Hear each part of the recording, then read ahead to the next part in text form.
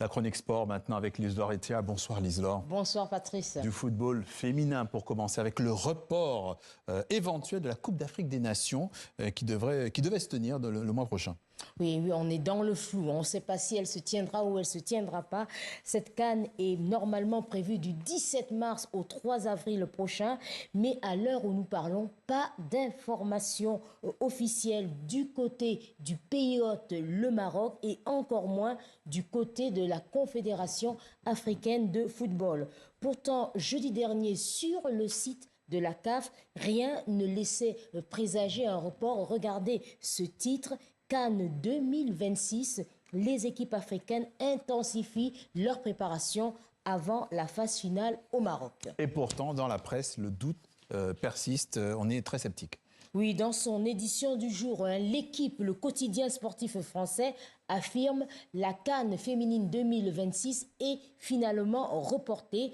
De son côté, Afrique Foot souligne que le statut d'hôte du Maroc est peut-être menacé et que les pays qualifiés qui ont, depuis quelques jours, repris les entraînements sont en colère. Ce renoncement, ajoute le journal, s'explique d'abord par un conflit de calendrier majeur, la poursuite intensive du championnat national et puis la nécessité de préserver la qualité des pelouses, mais aussi par l'organisation d'un grand tournoi qui s'appelle Maroc, capitale du football africain.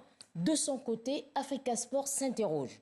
Pourquoi le Maroc décline l'organisation en mars? Conclusion donc de Sport News Africa, c'est un véritable casse-tête. Pourtant, relève ce site, le Maroc avait bien fait part à la CAF depuis plusieurs jours de sa volonté de reporter cette CAN. Mais pour l'instant, l'instance suprême du football africain reste muette. Alors la CAN, reportée ou pas reportée, qu'à cela ne tienne en tout cas, ce qui se passe, c'est que les sélections, elles, poursuivent leur préparation et font des matchs amicaux. Oui, au stade militaire de Yaoundé, les Lions indomptables du Cameroun se sont imposés face aux championnes d'Afrique en titre, le Nigeria de Rashidat Ajibade, 1-0, match retour prévu le 3 mars prochain. À Abidjan, au stade Houphouët-Boigny, les éléphantes sont venues à bout du Bénin, 2-1. Et au Caire, en ce moment, l'Algérie croise le fer avec l'Égypte. Les matchs amicaux se poursuivront les 2, 3 et 4 mars prochains. On passe au basket. C'est aujourd'hui la suite du premier tour Zone Afrique des rencontres qualificatives pour la prochaine Coupe du Monde. Oui, au menu, il y avait 4 rencontres. La Côte d'Ivoire enchaîne une deuxième victoire face à la République démocratique du Congo, 96-59. Deuxième succès également des Aigles du Mali face à l'Ouganda, 84-73. Et puis en ce moment, il se déroule 2 rencontres, Madagascar-Sénégal et le choc Égypte-Angola. Voilà, le Tour du Rwanda, c'est la 7e étape et c'est du cyclisme.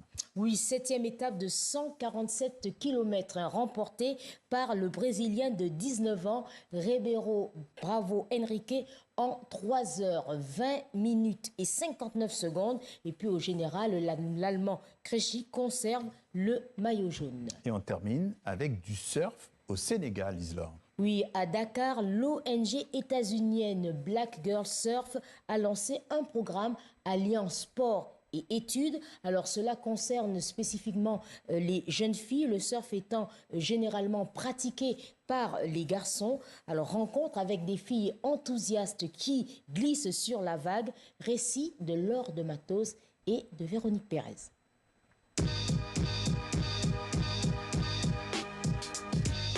Elles ont toutes grandi face à la mythique droite de Ngor. Une vague prisée par les surfeurs du monde entier, sans jamais oser imaginer qu'elles l'affronteraient, elles aussi un jour. Elles sont une vingtaine, âgées de 7 à 17 ans et passent désormais la plupart de leur journée dans l'océan.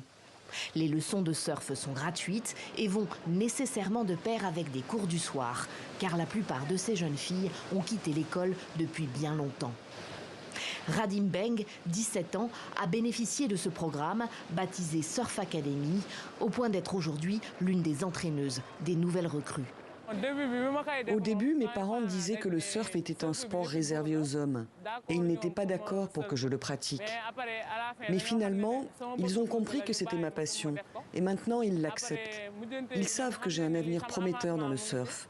C'est pourquoi ils me laissent le pratiquer aujourd'hui. Et je veux réussir dans ce domaine, voyager pour participer à des compétitions et remporter le titre de championne d'Afrique. La trajectoire est la même pour Soukey Ndoye, 16 ans, qui rêve elle aussi d'une carrière professionnelle. Je veux réussir dans ce sport et que tout le monde sache que j'ai tout obtenu grâce au surf. Je veux aider les plus démunis. Je veux écrire ma propre histoire avec le surf. Une histoire que personne n'oubliera au Sénégal.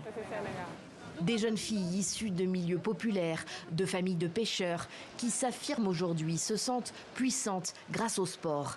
C'est aussi l'histoire de Rajou Samb. Ici, c'est là où je suis grandi. C'est là où j'ai passé toute mon enfance. Elle aussi est née et a grandi ici à Ngor. Elle a commencé le surf discrètement à l'abri du regard de ses parents en faisant le mur de chez elle, au point de devenir la première surfeuse professionnelle du Sénégal. Elle dirige aussi le programme financé par un organisme américain. Au début, c'est difficile à surfer parce qu'on est des filles et ils ne voient pas des filles qui surfent. Et ils disaient que peut-être parfois les filles doivent rester à la maison, avoir un mari ou bien préparer à manger, nettoyer, tout ça. Donc moi, je me disais que non, je voulais faire de l'esport. Et après, pour nous, parfois c'est difficile. Nos parents ne voulaient pas nous laisser. Si la formation de surf ne dure que 5 mois, les cours du soir, eux, s'étendent sur toute l'année scolaire et font des miracles sur des jeunes filles que leurs parents avaient retirées de l'école, faute de moyens.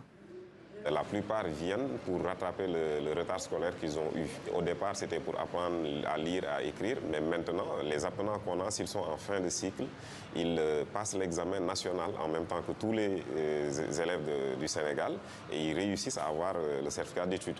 Selon l'UNESCO, en 2022, le taux d'achèvement du cycle primaire n'était que de 60% pour les filles au Sénégal. Merci Liselott et à demain. À demain. C'est la fin de cette édition, mais l'info se prolonge à tout moment sur nos réseaux sociaux. Merci. Bonne soirée. À demain.